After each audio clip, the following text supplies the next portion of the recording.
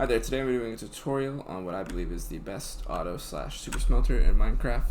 This one is super efficient. It will smelt with 16 furnaces. It will split all your ingredients perfectly evenly, and the only user input it requires is you put the items in and then you press the button.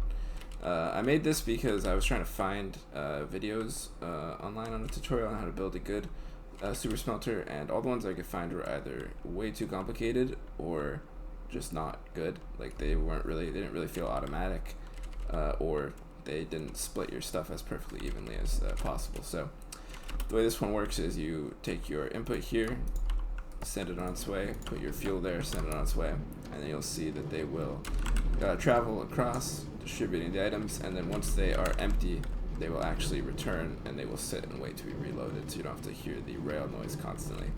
And if you come down here, you will see they are all getting loaded perfectly evenly if you look up at the top of the screen here, on both sides as well, and then everything gets sent into this chest. And to make this is super simple. It's really cheap, really easy to build. This is all you're gonna need: 16 furnaces, 2 minecarts with chest, 52 hoppers. This is obviously the most expensive part. 52 is probably the minimum you're gonna need. Like if you want just one output chest, it's the minimum you're gonna need. And if you want to move them anywhere beyond that, you will need more. Then some building blocks, doesn't matter how many or which ones.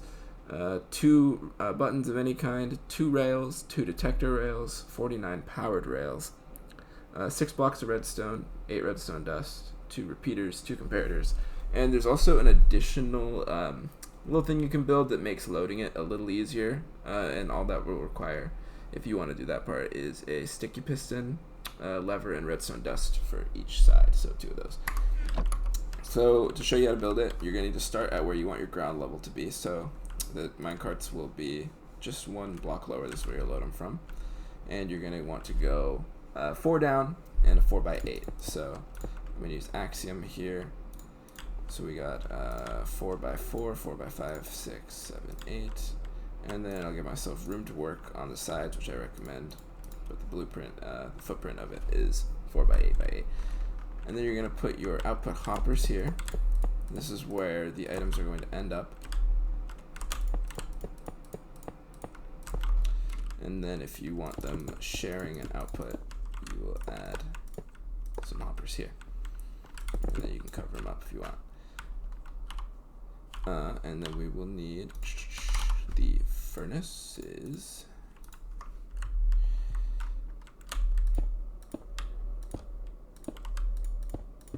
So you're going to put 8 furnaces on each side. Make sure you're holding sneak to place them on top of the hoppers. And my resource pack will show me what direction the hoppers are facing, but just make sure that they are all facing the proper direction. You can look at the little funnel down here, make sure they're going that way. And then you're going to do the fuel hoppers. These ones, you're going to shift click into the furnace. And then the input hoppers, they go on the top. And that is not correct. There you go. Alright, so you should be seeing this if you have the direction, and then these ones will be going straight down. And then you're going to give these powered rails. Make sure you do 1 row at a time so that they do not try to like crisscross. If you saw, see, they might do something like that. Alright, and then this is our output direction, is over here. So on the output side, you're going to go 3 more out.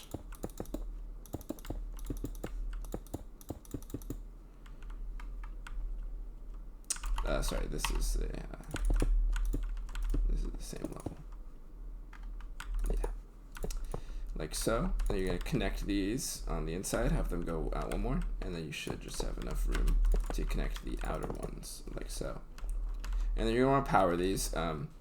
So these ones are easy to power, just put them somewhere in the middle, but these ones you don't really want to put them here because it will power the hopper. So you want to put them over here, and then you'll put some more over here in a second. So on the outside track, you're going to give it +1. On the inside track, you're going to give it +2.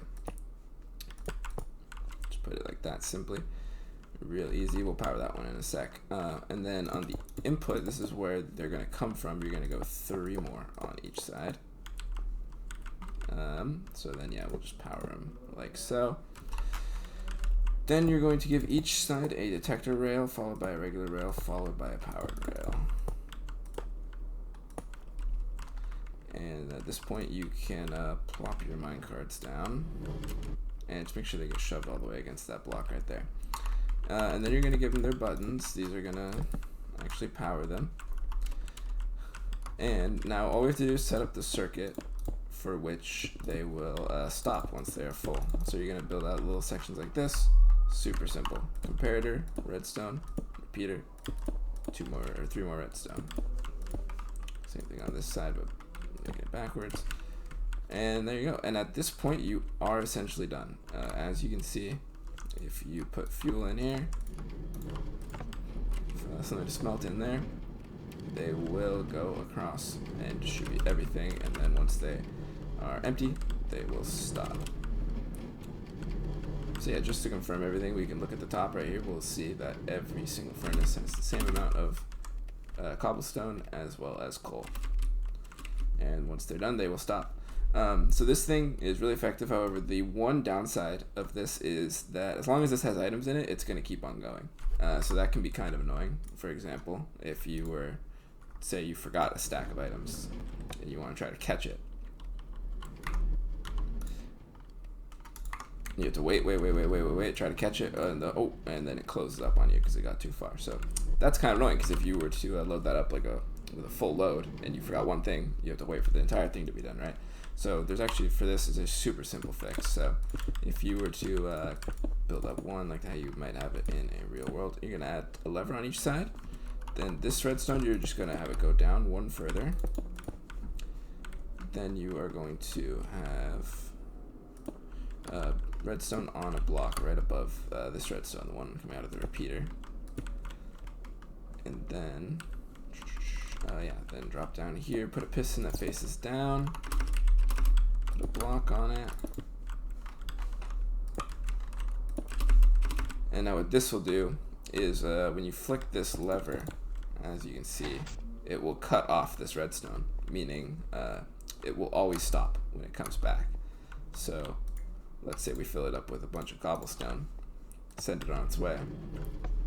As long as this lever is down, it's gonna wait for you. So if you forget something, you can simply flick the lever, and then when it comes back, you're all good. And then once it's all ready to go automatically, send it back on its way with the lever up, and it will keep going back until it is empty. And just like that, and you are done. So if you want like the output to be in a better spot, you'll just have to align hoppers. Maybe if you want it back over here, you'll take a bunch more hoppers, and then you can build like a little dropper elevator or something. But yeah, that is everything. Super simple. This was made in Java, but I assume this works in Bedrock. Maybe let me know if it does not. But yeah.